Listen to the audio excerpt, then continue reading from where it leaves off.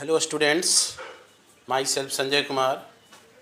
Today we are going to discuss class 11th chapter 1st, the living world. Before the study of the living world, we know about the definition of biology. Biology, we know that the biology is the science of life, or biology is a story of life on earth, or a biology is the science of life forms and living processes. Means जीव विज्ञान क्या है कि जीवन का विज्ञान है, या पृथ्वी पर जीवन के कहानी का ये सार है, एसेंस है, निचोड़ है, या यह लाइफ फॉर्म और लिविंग प्रोसेसेस के स्टडी को ये बताता है. Life forms and living processes. Life forms में जैसे डाइजेशन, रेस्पिरेशन, एक्सक्रीशन, ये सब जो है लाइफ प्रोसेसेस कहलाते हैं. तो बायोलॉजी के डिफिनीशन के बाद अब हम लोग देखेंगे हिस्ट्री. हिस्ट्री बायोलॉजी का शुरुआत कहाँ से हुआ. तो हिस्ट्री इधर हिस्टोरिकली अगर हम लोग देखें तो बायोलॉजी का जो नॉलेज था वो ह्यूमन बॉडी और उसके फंक्शंस तक ही सीमित था. Means historically biological knowledge was ancillary to knowledge of human body and its function. मतलब उसी से संबंधित था, आनुषंगिक था. बाद में चल करके यह जो है मेडिकल प्रैक्टिस का एक बेसिस बना. धीरे धीरे बने. ज़्यादा पहले बायोलॉजी प्लांट या दूसरे एनिमल के बारे में उतना जानकारी नहीं था लोगों को. शुरुआत कहाँ से हुआ तो ह्यूमन बॉडी और उसके फंक्शंस से शुरुआत हुआ, और बाद में उसके मेडिकल प्रैक्टिसेस के रूप में उसको इस्तेमाल किया जाने लगा. आयुर्वेद है, चाहे यूनानी पद्धति, डिफरेंट पद्धति, होम्योपैथ पद्धति, इस तरह से. तो यहाँ पर यह जो है बाद में चल करके ये शुरुआत हुआ. उसके बाद धीरे धीरे जो बायोलॉजिस्ट थे वो ऑरिजिन ऑफ लाइफ के बारे में, यानी जीवन की उत्पत्ति के बारे में खोज किए. उसके बाद origin and growth of biodiversity, different types के जो ऑर्गेनिजम्स पाए जाते हैं अर्थ पर, बायोडाइवर्सिटी, उसके बारे में ऑरिजिन हुआ, खोज हुआ. उसके बारे में डिफरेंट साइंटिस्ट खोज किए. उसके बाद इवोल्यूशन के बारे में बहुत सारा थ्योरी, कंसेप्ट दिया गया, जो कि विभिन्न बायोलॉजिस्ट के द्वारा वो ये थ्योरीज ये सब प्रस्तुत किया गया धीरे धीरे. तो ही कहता है इसमें कि बायोलॉजी जो है आपको पहले ह्यूमन बॉडी और उससे फंक्शन से रिलेटेड था, और बाद में ये बेसिस ऑफ मेडिकल प्रैक्टिसेस बना. मेडिकल प्रैक्टिसेस यानी चिकित्सा के लिए इसको उपयोग में लाने लगा बायोलॉजी को. फिर धीरे धीरे origin of life, origin and growth of biodiversity और इवोल्यूशन, ये सब को विभिन्न साइंटिस्ट या बायोलॉजिस्ट के द्वारा इमेजिनेशन किया गया और प्रस्तुत किया गया. इसके बाद जो लिविंग ऑर्गेनिजम्स का जो डिस्क्रिप्शन और प्रस्तुत किया गया, जैसे उसके मॉर्फोलॉजी का, उसके फिजियोलॉजी का. मॉर्फोलॉजी, फिजियोलॉजी हम लोग जानते हैं, फर्स्ट में बायोलॉजी, ब्रांच ऑफ बायोलॉजी में ये सब की चर्चा कर चुके हैं. मॉर्फोलॉजी क्या है, फिजियोलॉजी क्या है, टैक्सोनॉमी क्या है, ये सब का जो है साइंटिस्ट क्या किए, खोज किए. इसके बाद तो ये कैसे कैसे बायोलॉजी का विकास हुआ, हिस्ट्री इसका हम चर्चा कर रहे हैं. तो साइंटिस्ट यहाँ पर इसका खोज किए. उसके बाद इस बायोलॉजी को आर्टिफिशियली डिवाइड किया गया, किसमें, बॉटनी और जूलॉजी में. और इसी के जो father of biology Theophrastus, Aristotle father of biology हो गए. फादर ऑफ जूलॉजी भी हुई है Aristotle. Father of botany Theophrastus. ये सब हो गए. इतना तक तो हो गया।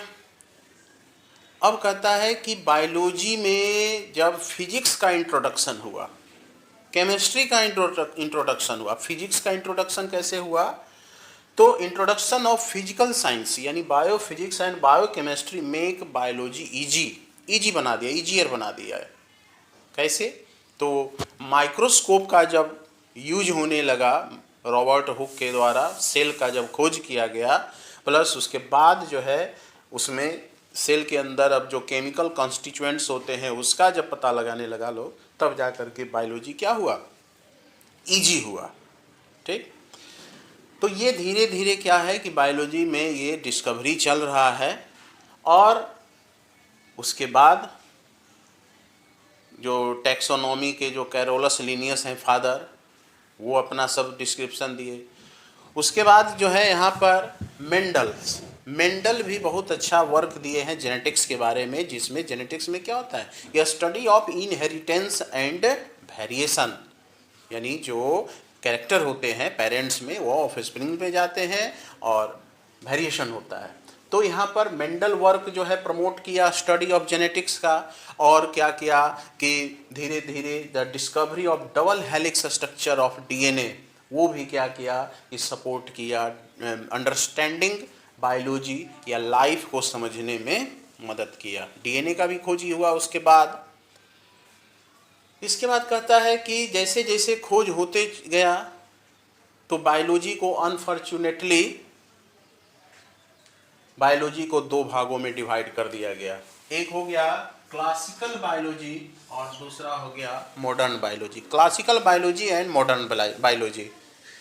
क्लासिकल बायोलॉजी हो गया पहले का, यानी जब माइक्रोस्कोप से खोज नहीं हुआ था सब, तो वो सब चला गया क्लासिकल बायोलॉजी में। और मॉडर्न बायोलॉजी में हो गया उसके बाद के जो साइंटिस्ट ये सब जाए, ये सब। अब ये जो कुछ जो साइंटिस्ट दिए हुए हैं यहाँ पर, जैसे कि मेयर है, डोवेंस्की है, हल्डाने है, पर्टज है, खुराना है, मॉर्गन है, फीसर हैं, डार्लिंगटन है, और बहुत सारे बायोलॉजिस्ट जो है वो क्लासिकल और मॉडर्न दोनों में अपना अपना क्या किए हैं, वर्क किए हैं। और अच्छा जो है वो अपना brought respect in both biology, यानी दोनों बायोलॉजी में अपना जो है एक उनका एक महत्वपूर्ण योगदान है, उनका एक सम्मानित स्थान है कह सकते हैं। तो यह क्लासिकल और मॉडर्न बायोलॉजी में बहुत सारे साइंटिस्ट अपना अपना योगदान दिए हैं। धीरे धीरे जो है अभी इसका स्कोप बढ़ रहा है बायोलॉजी का। Every area of biology began developing it interference with the disciplines of science and mathematics. अब देखिए यह जो है बायोलॉजी का अब एरिया बढ़ रहा है। अब इसमें मैथमेटिक्स और जो साइंस के जो दूसरे डिसिप्लिन्स यानी ब्रांच हैं, फिजिक्स है, केमिस्ट्री है, ये सब के साथ भी इनकी जो है क्या हो रही है, इंटरफेरेंस हो रहा है, यानी उनकी मित्रता बढ़ रही है। और धीरे धीरे क्या है कि आपको और भी a new synthesis of all area of basic and applied area of biology is need of the hour, यानी अभी के समय में और नए नए सिंथेसिस सभी फील्ड में, बायोलॉजी के सभी फील्ड में उसकी आवश्यकता है। और इस पर जो है काम जारी है। धीरे धीरे बायोलॉजिस्ट के अलावा जो टीचर हैं, चाहे प्रोफेसर हैं, या जो भी एडुकेटर्स हैं, वो भी बायोलॉजी के क्षेत्र में अपना महत्वपूर्ण योगदान किए हैं। और यह केवल बायोलॉजी से सीमित, बायोलॉजी के जो ये फील्ड है जैसे टीचर, स्टूडेंट, साइंटिस्ट, इतने ही तक ये सीमित नहीं रहा है। ये धीरे धीरे बढ़ करके ये आपको सोशल हो गया, सामाजिक रूप से ये पीपुल में क्या हो गया, ये फेवरेट हो गया। जैसे बायोलॉजी का हम लोग क्या करते हैं, रिप्रोडक्टिव हेल्थ में यूज करते हैं। हेल्थ तो सभी पीपुल के लिए ज़रूरी है। तो ये सब एरिया इनका क्या हो गया, बढ़ गया। बायोटेक्नोलॉजी, डीएनए फिंगरप्रिंटिंग है, तो कहीं भी कोई क्राइम या डिस्प्यूट होता है चिल्ड्रंस में, तो बायोटेक्नोलॉजी, जेनेटिक इंजीनियरिंग का उपयोग किया जाता है इसमें। तो कहने का ये फील्ड जो है धीरे धीरे बढ़ रहा है। और अभी भी जो है अभी और बहुत ज़्यादा इसमें नए नए खोज की ज़रूरत है। लोग लगे हुए हैं, बायोलॉजिस्ट लगे हुए हैं, साइंटिस्ट लगे हुए हैं, एडुकेटर्स लगे हुए हैं, स्टूडेंट्स भी जानेंगे, वो भी लग जाएंगे। तो कह सकते हैं क्या, कंक्लूजन क्या हो गया कि biology has come of age, यानी अभी के समय में बायोलॉजी का बहुत ही महत्वपूर्ण भूमिका है। अभी जान रहे हैं बायोलॉजी ही चल रहा है। कोरोना काल में सारे फेल है, सभी परमाणु बम, हेलीकॉप्टर, हवाई जहाज़, मिसाइल, सारा फेल है, जहाँ का तहाँ पड़ा हुआ है। सीमा पर हैं हमारे जवान, लेकिन सुरक्षा के लिए हैं। लेकिन अभी जो है कोरोना वायरस हम लोगों को क्या किया है, घरों में बंद कर दिया है। कोई ऐसा मेडिसिन डेवलप नहीं हुआ है जो कि उससे लड़ सके, उससे रेजिस्टेंस कर सके, कोई वैक्सीन नहीं बना है। तो कह सकते हैं क्या कि biology has come of age, यानी आने वाले समय में जो वार होगा, वर्ल्ड वार होगा, वो बायोलॉजी से ही होगा। यानी वायरस, बैक्टीरिया, ये जो बायो वेपन्स बना हुआ है और उसी के द्वारा ये होगा बहुत सारे। तो कह सकते हैं यहाँ पर कि बायोलॉजी जो है एक महत्वपूर्ण फील्ड है हमारे साइंस के लिए। अब हम लोग पढ़ेंगे जो यूनिट फर्स्ट है, ये तो जनरल इंट्रोडक्शन है अबाउट द बायोलॉजी। अब हम लोग पढ़ेंगे diversity in the living worlds and what is living.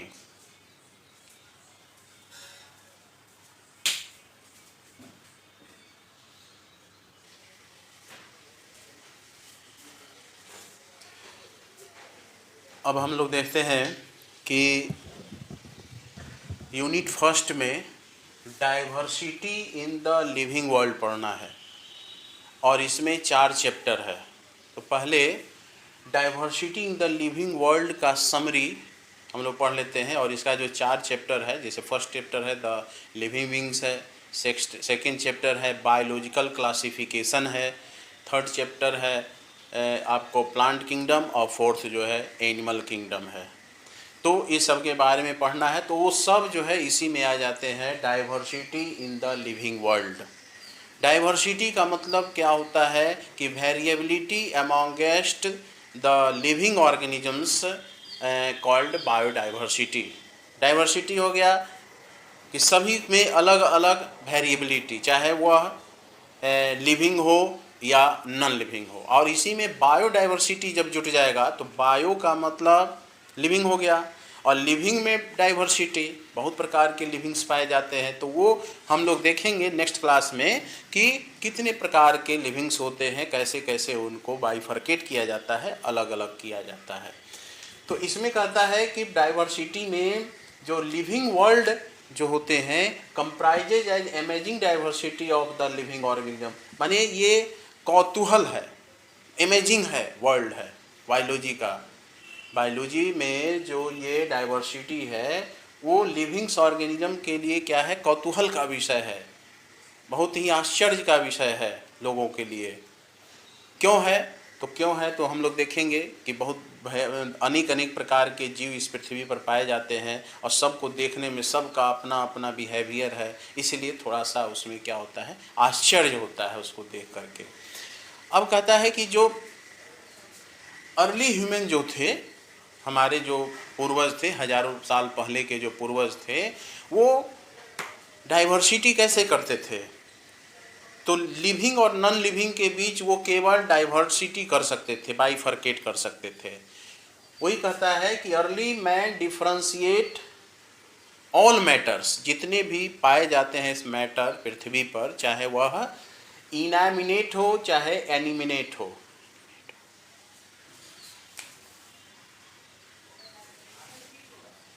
Inanimate and animate, तो इन दोनों में अर्ली जो ह्यूमन थे वो डिफरेंशिएट कर दिए थे। अब दोनों में अंतर क्या है, इनएनिमेट और इनएनिमेट में? तो इनएनिमेट का मतलब होता है कि वैसे मैटर जिसमें मूवमेंट नहीं होता, अपने से मूवमेंट नहीं होता है ना, लोकोमोशन नहीं होता है। जनरली हम लोग कहते हैं कि व्हाट इज लिविंग, तो तुरंत दिमाग में आ जाता है कि जिसमें मूवमेंट होता है, लोकोमोशन होता है, पहला जवाब आता है ना। तो हमारे जो पूर्वज थे वो इसी तरह का डिफ्रेंशिएट किए थे, जैसे वाइंड है, सी है, फायर है, ये सब जो है क्या है कि इनएनिमेट मैटर है। और एनिमेशन जानते हैं, एनिमेशन इसी वर्ड से बना हुआ है। एनिमेशन का मतलब चलता हुआ पदार्थ जिसमें अपने से गति हो। तो जो लिविंग्स होते हैं एनिमल्स और प्लांट्स, इसी को हम लोग कहते हैं एनिमेट, यानी एनिमेशन से बना हुआ है। ठीक, तो ये अर्ली ह्यूमन इस तरह से डिफ्रेंशिएट करते थे, इनएनिमेट एंड एनिमेट मैटर के रूप में। अब कहता है कि यह जो है लिविंग वर्ल्ड का जो कॉमन फीचर है वह एव ऑफ फियर दैट दे इवॉक्ड, का मतलब कि ये भय की उत्पत्ति और उससे भागने के संबंधित से ये उत्पन्न हुआ है। जैसे जिसमें लोकोमोशन हुआ यानी भागा, चला, और जो नहीं चला, यानी यह जो फीचर है इसका वो इसी से रिलेटेड है, भागने से, डर से ये संबंधित है। अब ये क्या कहता है कि उसके बाद जो है बायोलॉजी का जो इतिहास है वो ह्यूमन से तक ही रिलेटेड है। Living organisms including human began much later the human story, माने केवल ह्यूमन का इतिहास माने कि यहाँ पर बायोलॉजी में प्राप्त होता है। और यहाँ पर धीरे धीरे जो है बायोलॉजी का नॉलेज बढ़ा है और present day living organisms are related to each other. अब धीरे धीरे बायोलॉजी में, शुरू में भी हम पहले बोले हैं कि पहले जो है ह्यूमन का ही के बारे में ही जानकारी बायोलॉजी में था, फिर बाद में उसको चिकित्सा विज्ञान में उसका डाल दिया गया, यानी ट्रीटमेंट के लिए उसको उपयोग किया जाने लगा उसको। और धीरे धीरे चल करके बहुत सारे साइंटिस्ट ने इसमें खोज किया क्लासिकल और मॉडर्न बायोलॉजी में। और तब जा करके अब प्रेजेंट डे में क्या होता है कि जितने भी लिविंग ऑर्गेनिजम्स होते हैं they are related to each other. तो इसमें कह सकते हैं यही कि डाइवर्सिटी जो होता है लिविंग वर्ल्ड का वो नॉन लिविंग और लिविंग से यहाँ पर रिलेटेड है। वहाँ पर इनएनिमेट मैटर और एनिमेट मैटर में डिफरेंसेस क्या है इसको देख लीजिए। देख रहे हैं इनएनिमेट मैटर और एनिमेट मैटर में क्या अंतर है। ठीक,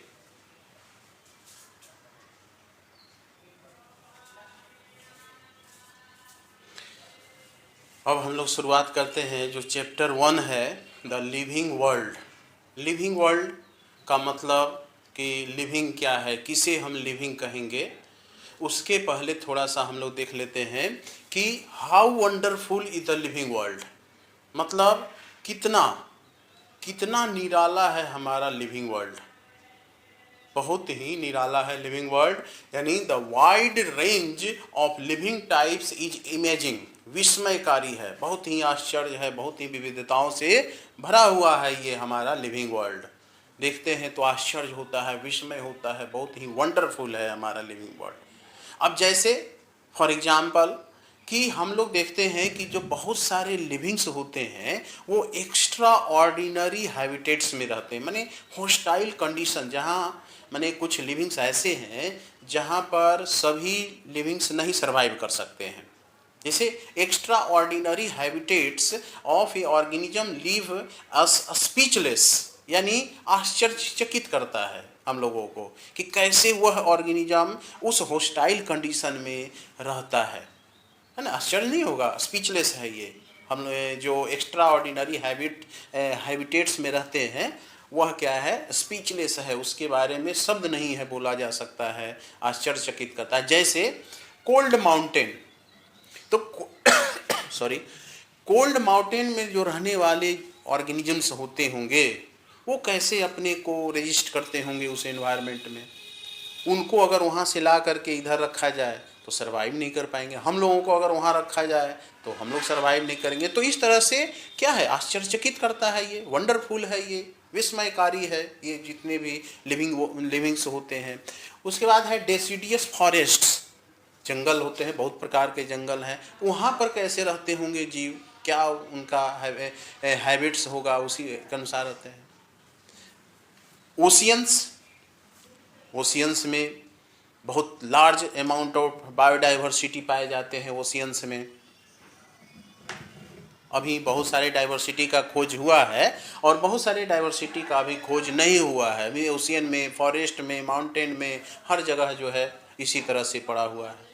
इसके बाद फ्रेश वाटर लेक्स में, वहाँ भी बहुत प्रकार के ऑर्गेनिज्म है, यूनिसेलर, मल्टीसेलर ऑर्गेनिज्म वहाँ पर पाए जाते हैं, ठीक ना।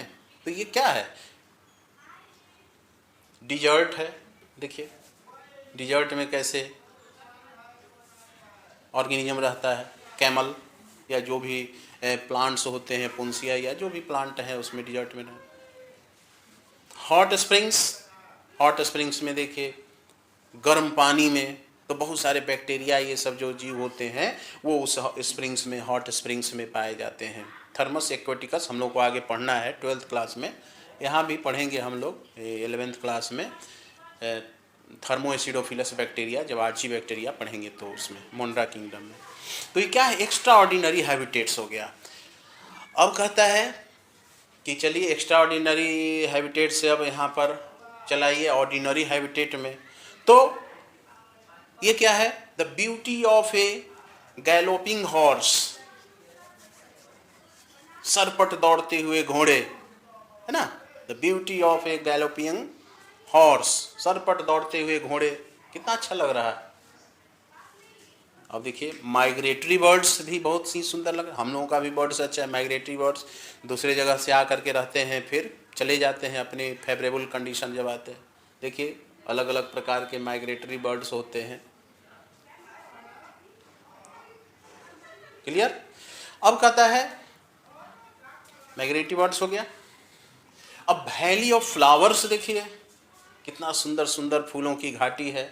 तो क्या यहाँ घूमने का मन नहीं करता होगा, आश्चर्यचकित नहीं करेगा, निराला नहीं है, विस्मयकारी नहीं है, अमेजिंग नहीं है, वंडरफुल नहीं है। तो ही इसमें देखना है हम लोगों को कि लिविंग वर्ल्ड में, कि ये लिविंग वर्ल्ड जो है हम लोगों को आश्चर्यचकित करते हैं। इसकी जो चमत्कार है, समझिए कि विस्मय और चमत्कार ये है इसमें पाए जाते हैं। तो वैली ऑफ फ्लावर्स हो गए। उसके बाद अटैकिंग शार्क इवॉक्स एव and the deep sense of wonder, यानी ये जो शार्क अटैक कर रहा है ये क्या है, विस्मय तथा चमत्कार का आवाहन करती है ना। बहुत प्रकार के आपको ऑर्गेनिजम्स पाए जाते हैं पृथ्वी पर। तो ये जो है लिविंग्स के बारे में एक छोटा सा आइडिया था। अब चलिए हम लोगों को देखना है क्या कि इकोलॉजिकल कॉन्फ्लिक्ट्स। अब देखिए जहाँ पर हम लोग रहते हैं, इकोलॉजी का मतलब क्या होता है, the interaction between living and non living.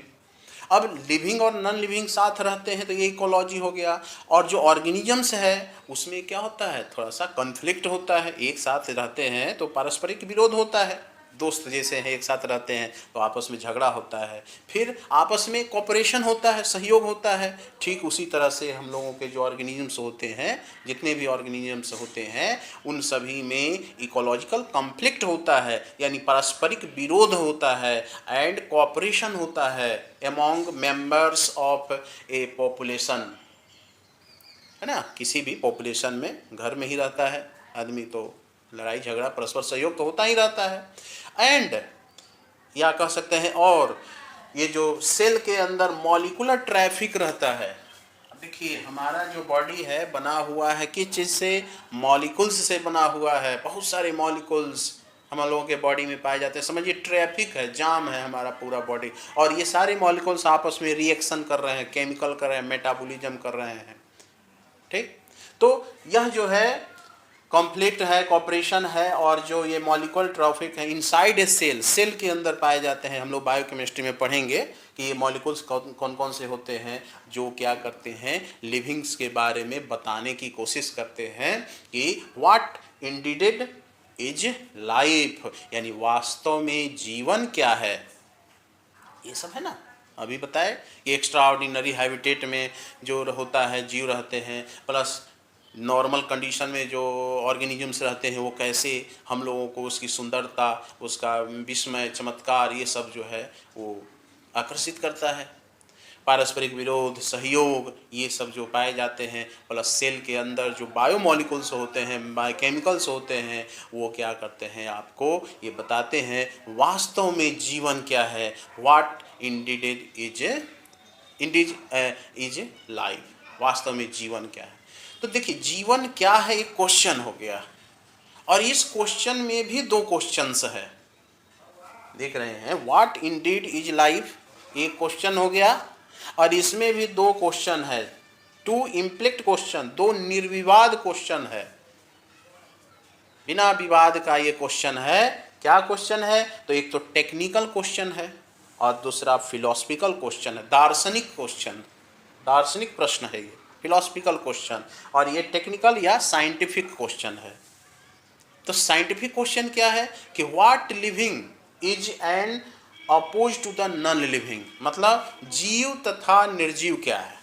ठीक, ये पहला क्वेश्चन है, टेक्निकल क्वेश्चन हो गया कि जीव तथा निर्जीव, लिविंग और नॉन लिविंग क्या है। और दूसरा क्वेश्चन क्या हो गया, फिलोसफिकल क्वेश्चन है, कि इसमें आपको कह रहा है कि what the purpose of life is, मतलब कि दार्शनिक क्वेश्चन है कि जीवन का उद्देश्य क्या है। तो क्वेश्चन हो गया जीवन के बारे में, वास्तव में जीवन क्या है एक क्वेश्चन हो गया, और इसके दो निर्विवाद क्वेश्चन हो गए, प्रश्न हो गए। एक हो गया टेक्निकल कि जीव तथा निर्जीव क्या है, सजीव तथा निर्जीव क्या है, लिविंग और नॉन लिविंग क्या है, और दूसरा इसमें है फिलोसफिकल क्वेश्चन क्या कि जीवन का उद्देश्य क्या है। तो किसे मालूम कि किस लिए हम लोग जीवन, माने कि क्या क्या उद्देश्य है हम लोगों का। ये तो दार्शनिक है, ये सब लोग दार्शनिक लोग हैं, फिलोसफर, वही बता सकते हैं। हम लोग एज ए साइंटिस्ट ये समझने का प्रयास करेंगे, है ना। As a scientist we will try to reflect on what is living, यानी लिविंग क्या है इसको हम लोग समझने का प्रयास करेंगे। इसको हम लोग नहीं समझ सकते हैं, यानी what the purpose of life is, यानी जीवन का उद्देश्य है, हम लोगों के समझ से बाहर है। हम लोग इसको अब देखेंगे, व्हाट लिविंग इज, यानी व्हाट इज लिविंग, यानी सजीव क्या है।